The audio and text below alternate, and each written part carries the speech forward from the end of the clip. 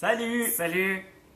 Alors bienvenue dans notre rendez-vous hebdomadaire du dimanche soir et on est le 2 décembre 2018. L'année a passé tellement vite, je ne sais pas pour toi, on est déjà à penser à 2019, qu'est-ce qu'on va faire pour 2019?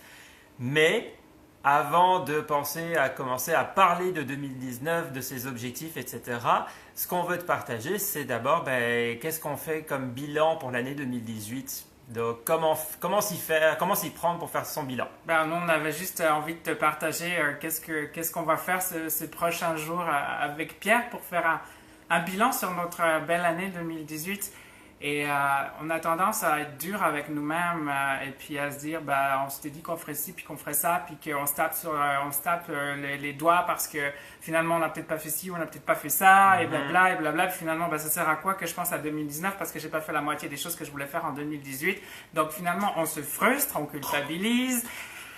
Bref, on est passé par là, mais grâce à de l'aide début 2018, on a planifié puis on a construit des petits outils tout simples, vraiment tout simples, qui nous ont permis de traverser cette année. Puis notre bilan, on va le transformer ça positif. On va regarder nos réussites, qu'est-ce qu'on a réussi en 2018. On va voir les compétences qu'on a acquises, des nouvelles compétences ou les compétences qu'on a améliorées. On va faire un retour sur ce qu'on a fait autant d'un point de vue professionnel que dans notre entreprise, que dans notre vie privée. On regarde ça dans toutes les sphères de notre vie.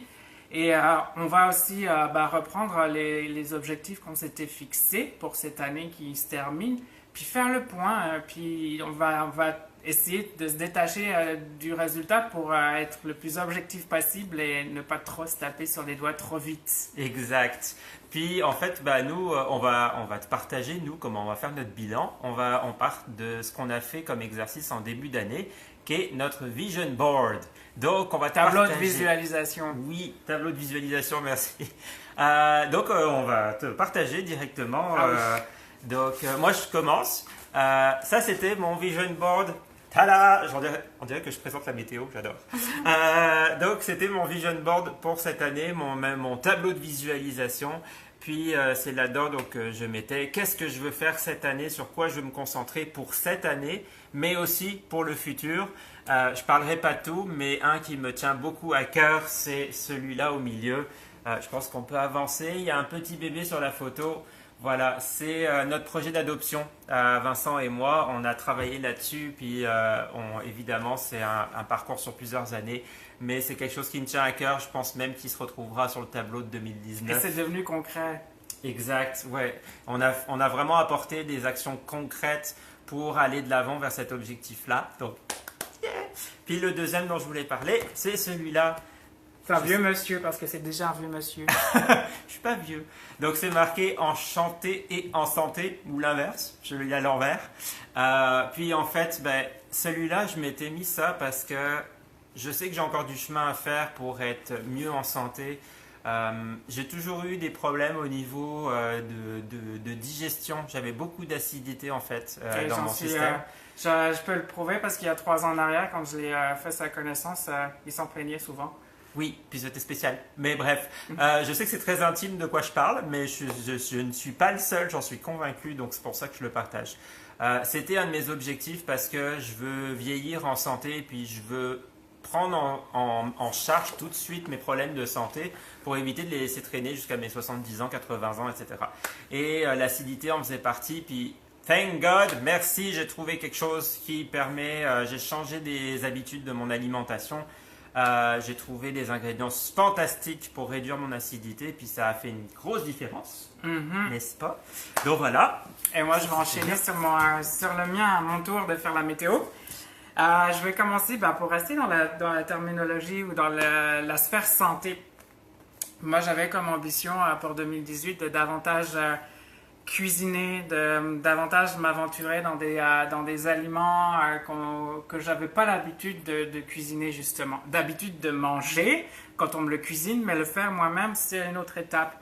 Et là, il y avait alimentation saine, écologie et santé globale qui étaient 3 points importants pour moi et c'est 3 points sur lesquels j'ai avancé.